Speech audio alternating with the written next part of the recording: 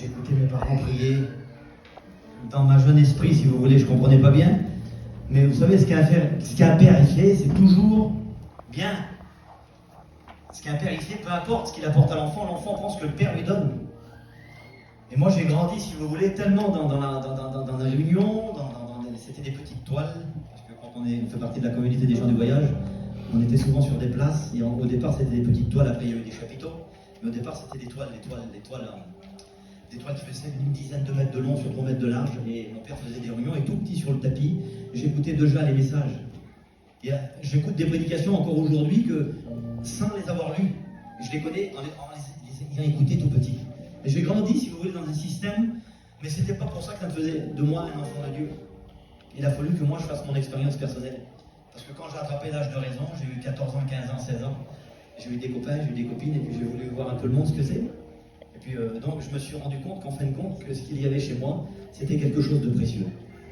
Parce que mon père nous apprenait le respect des autres, l'amour, le partage, aimer tous les gens qui nous entourent. Et quand j'ai été dans le monde, je me suis rendu compte que le monde, je n'avais pas ma place. Je n'avais pas le physique, et je n'avais pas les moyens financiers non plus. Parce que dans le monde, il faut beaucoup de choses pour que les portes s'ouvrent. Beaucoup d'intérêt. Alors, si vous voulez, je suis revenu un peu dans ma communauté. Hein, et puis, j'ai commencé à fréquenter les réunions. J'ai eu des copains, des copains, des copines chrétiennes.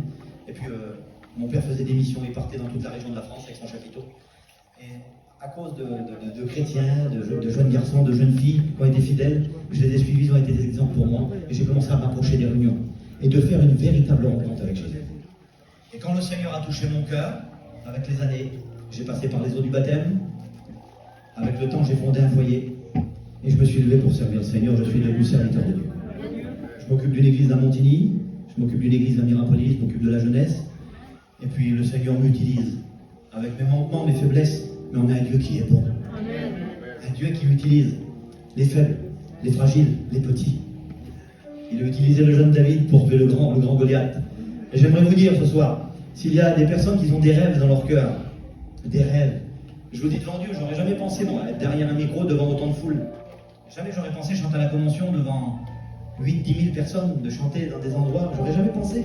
Surtout avec l'accident qui m'avait arrivé quand j'étais petit. À 2 ans, j'ai pris feu dans la camping, j'avais mon visage, il est brûlé. Et puis, c'était la dernière des choses. Mais quand Dieu a décidé, il le dit, et la chose, elle arrive.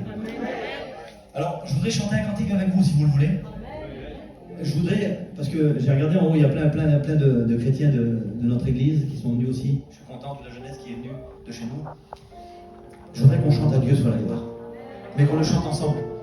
Hein, moi, je chanterai un cantique tout à l'heure, mais je voudrais qu'on chante ensemble, qu'on puisse mettre notre foi, afin que ceux qui sont là, qui sont assis, qui n'ont peut-être pas fait d'expérience encore avec le Christ, mais qui puissent ressentir la véritable amour, l'amour de Jésus-Christ.